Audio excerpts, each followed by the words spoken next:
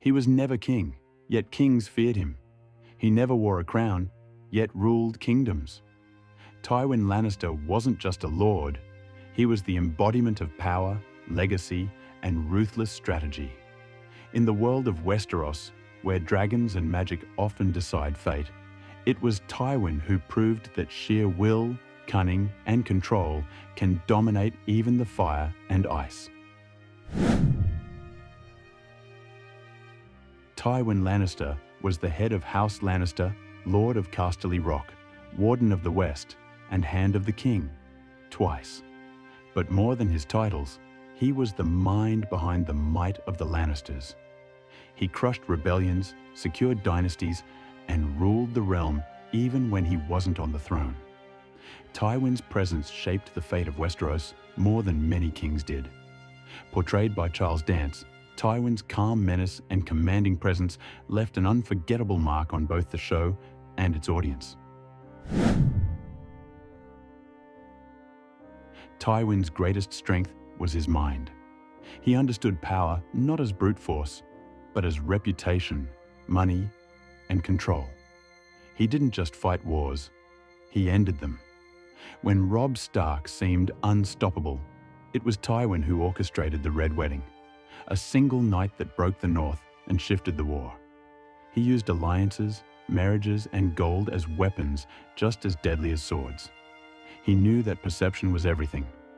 That's why the Lannisters didn't just win, they made people remember.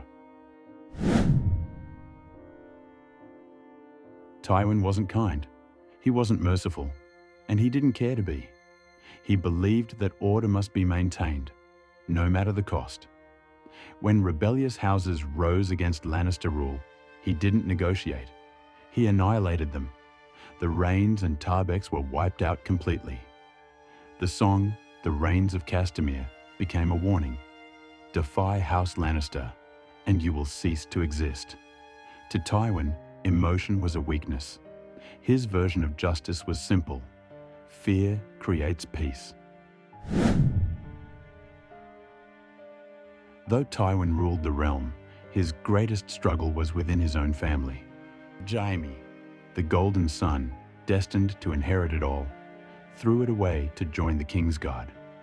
Cersei, cunning but impulsive, always sought her father's approval, but lacked his discipline. And Tyrion, the outcast, the dwarf, possessed the mind Tywin refused to acknowledge. Ironically, Tyrion may be the one most like him, calculating, strategic, and sharp. Yet Tywin's hatred blinded him, and in the end, it was Tyrion who put an arrow through the myth of Tywin Lannister. Tywin's death marked the beginning of the Lannister Decline. Without him, Cersei's paranoia and recklessness spiraled. And Jaime lost purpose. The legacy he tried to preserve began to rot from within. But his ghost lingered. Characters quoted him, feared what he would have done. Tyrion, despite everything, carried pieces of his father's logic into his own rise to Hand of the Queen. Tywin ruled through control, and in his absence, we saw what happens when fear is no longer enforced. Chaos. Tywin Lannister believed in legacy, order, and fear. He wasn't guided by love or hope, only by the survival of his house. And for a time, he was right. The realm was stable. Enemies were crushed. The Lannister name commanded respect. But in the end, fear is brittle. When it breaks, so does everything built on it.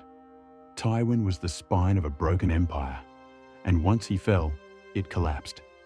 He was never king, but he was, without question, the most powerful man in Westeros.